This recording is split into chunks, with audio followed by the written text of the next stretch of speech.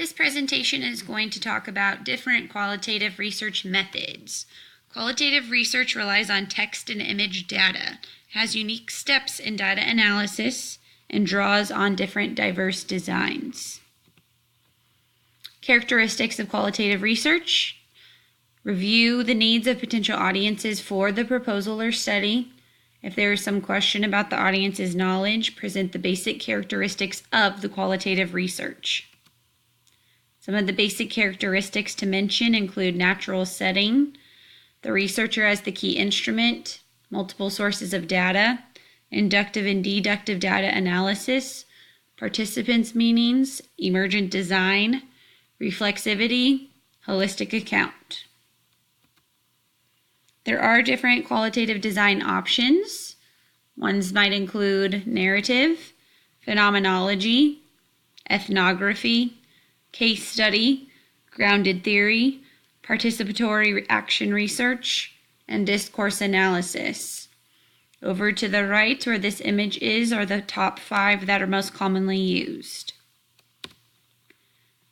This video that can be watched at a later time just narrows down some of the main different design types. So if additional information is needed on the types, this video can be watched. Writing qualitative proposal tips. Identify the specific approach that you will be using and provide references to literature that discuss the approach.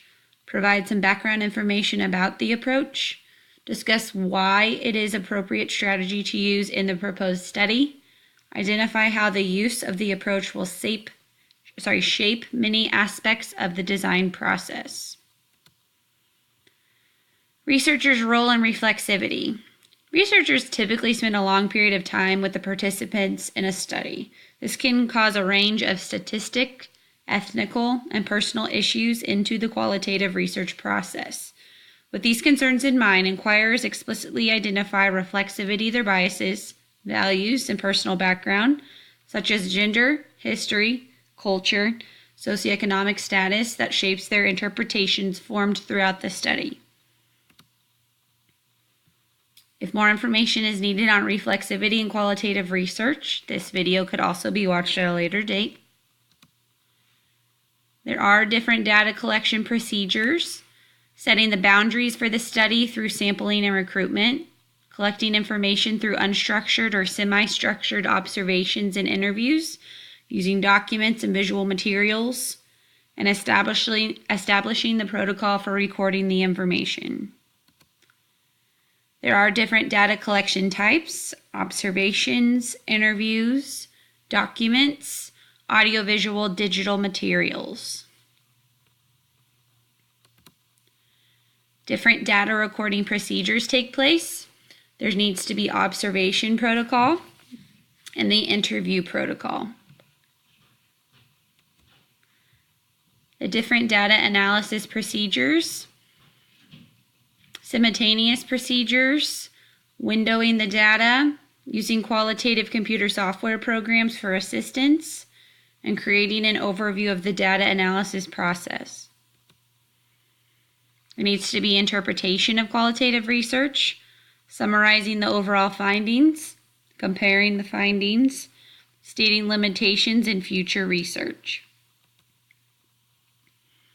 Another thing to keep in mind with qualitative research is the validity and reliability of the information.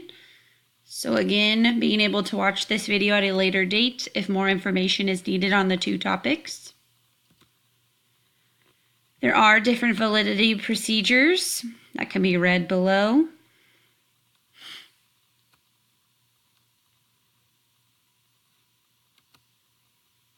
When you get to the point where you're ready to write the qualitative report, there needs to be a plan for qualitative methods, and it should end with some comments about the narrative that will emerge from the data analysis. A good table to review to make sure you include all of the different parts would be Table 9.1 on page 179, a checklist of questions for designing a qualitative procedure.